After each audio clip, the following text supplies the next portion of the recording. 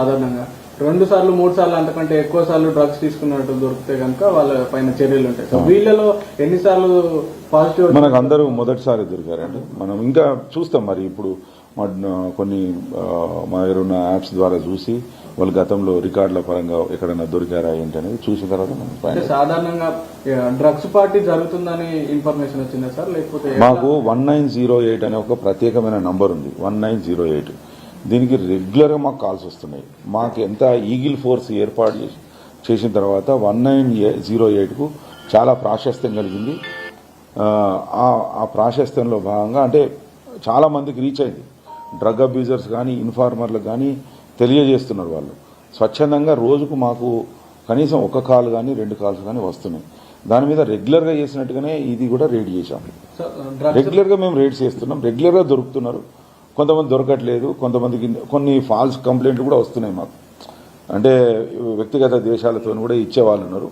అది కూడా వెరిఫై చేస్తున్నాం. వాళ్ళకు కూడా చట్టబద్ధంగా ఎలాంటి ఇబ్బంది లేకుండా వాళ్ళ యొక్క గౌరవాన్ని కూడా మేము కాపాడుతున్నాం. డ్రగ్స్ రహిత రాష్ట్రంగా మార్చేందుకు ఈగల్ ఫోర్స్ డ్రగ్స్ పై ఉక్కుపాదం మోపుతుంది సార్. సో ఇలాంటి సందర్భాలలో హై ప్రొఫైల్ క్యాండిడేట్లే ఎక్కువగా ఈ డ్రగ్స్ వినియోగిస్తున్నట్టు ఇటీవల జరుగుతున్న కొన్ని సందర్భాల్లో తెలుస్తుంది. సో ప్రజాప్రతినిధులు ఉంటున్నారు, మాజా ప్రజాప్రతినిధులు ఉంటున్నారు. సో ఇలాంటి హై ప్రొఫైల్ క్యాండిడేట్లైనా ఎవరినైనా వదిలిపెట్టమనే ఒక సందేశాన్ని ఇస్తుంది ఈగల్ ఫోర్స్. ఇలాంటి సందర్భాలలో వీటిని వాడుతున్న వాళ్ళకి, వాడే ఆలోచన ఉన్న వాళ్ళకి, ఇలాంటి హై ప్రొఫైల్ క్యాండిడేట్లకు మీరేం చెప్తారు? మీరు ఒక ఇష్యూ అర్థం చేసుకోవాలి. ఇది మీరు 2 రకాలుగా కనబడుతుంది. మా లక్ష్యం ఏంటి? డ్రగ్ అబ్యూజ్ చేయొద్దు అంతే. ఆ వ్యక్తి ఎవరు అనేది తర్వాత విషయం. అది ఆ సెకండ్ విషయం గురించి మేము ఆలోచించాము. ఎవరైనా పర్లేదు, చట్టబద్ధంగా జీవించడానికి చట్టం తయారు చేసుకున్నాం. ఆ చట్టం యొక్క చట్టంలో ఉండి మనం పని చేసుకోవాలి అంతే. ఇప్పుడు అతను ఎవరు వ్యక్తి అనేది మాకు సంబంధం లేదు. మాకు కేవలం డ్రగ్ అబ్యూజ్ చేశారా లేదా అనేది.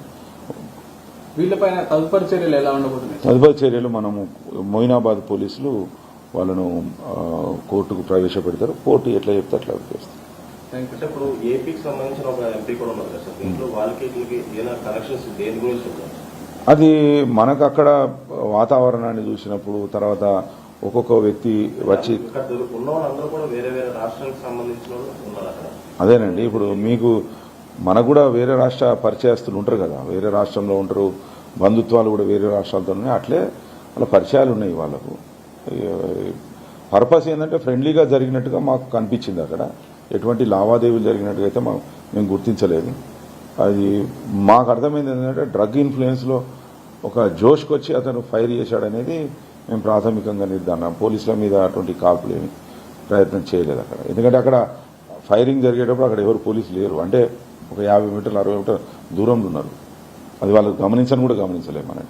సో మొయినాబాద్ లో ఇలాంటి తరచూ డ్రగ్స్ పార్టీలు ఇలాంటివి జరుగుతున్నాయి. సో మొయినాబాద్ లాంటి ప్రాంతాల్లో నిఘా ఎలా ఉండబోతుంది? మొయినాబాద్ అనే కాదండి, రాష్ట్ర వ్యాప్తంగా ఈగిల్ ఫోర్సెస్ పనిచేస్తున్నాయి. ఈగిల్ ఫోర్సెస్ తో పాటుగా లోకల్ పోలీసులకు under the abled leadership of the director sir and other officers we are conducting trainings, information collection కు రకరకాల మార్గాలు అవలంబిస్తున్నాం. 1908 మాకు ఫెచ్చింగ్ ఏర్పడ్డది మొన్న.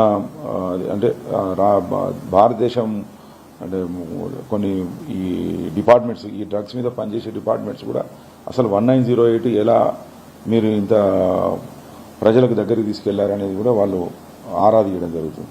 సో మేము 1908ను ఎక్కువ ప్రమోట్ చేస్తున్నాం. దాంతో ఇన్ఫర్మేషన్ మాకు వస్తుంది.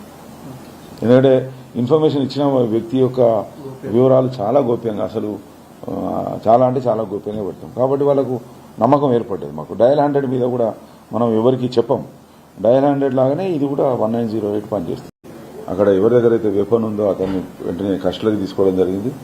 ఆ కస్టడీలోకి తీసుకొని అతన్ని ఎగ్జామిన్ చేస్తే అతను పైకి ఆకాశం వైపు ఏం చేసి రౌండ్స్ కాల్చినట్టుగా అర్థమైంది. అతని పక్కన ఇంకో వ్యక్తి దగ్గర యూజ్డ్ క్యాటరేజెస్ కూడా దొరికాయి. వాళ్ళని అక్కడ ఉన్న మిగతా 9 మంది ప్లస్ ఈ ఇద్దరు అందరినీ 11 మందిని కస్టడీలోకి తీసుకొని వెంటనే డ్రగ్ టెస్ట్ చేయడం జరిగింది. దానిలో ఒక 5గురికి పాజిటివ్ వచ్చింది, ఒక 6గురికి రాలేదు. ఈ వెపన్ కాల్చిన వ్యక్తి నమిత్ శర్మ అని ఢిల్లీ చెందిన వ్యక్తి. ఇతను యాక్చువల్గా జైపూర్ వాస్తవ్యుడు అని చెప్తున్నారు. మరి అతను ఎందుకు వచ్చాడు, వీళ్ళకి ఫ్రెండ్షిప్ ఎట్లా ఏర్పడ్డది తర్వాత ప్రూవ్ చేస్తారు.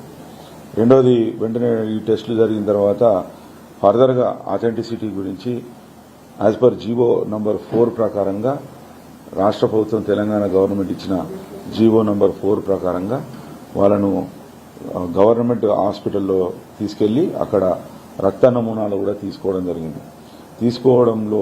తీసుకోవడం వల్ల ఇంకొక వ్యక్తి కూడా, అంటే ఎవరికైతే నెగిటివ్ వచ్చింది, యూరిన్ టెస్ట్ నెగిటివ్ వచ్చిందో అతనికి బ్లడ్ టెస్ట్ ద్వారా పాజిటివ్ వచ్చింది. సో మొత్తంగా 6 వ్యక్తులు డ్రగ్ తీసుకున్నట్టుగా నిర్ధారణ అయింది. రెండోది ఇక మిగతా 5 డ్రగ్ తీసుకున్నట్టుగా తెలిసింది. వీళ్ళందరినీ మొయినాబాద్ పోలీసులకు అప్పచెప్పడం జరిగింది. మొయినాబాద్ డీసీపీ సమక్షంలో వాళ్ళు ఫర్దర్గా చట్టబద్దంగా యాక్షన్ తీసుకోవడం జరుగుతుంది. వాళ్ళని కోర్టు ముందర ప్రవేశపెట్టి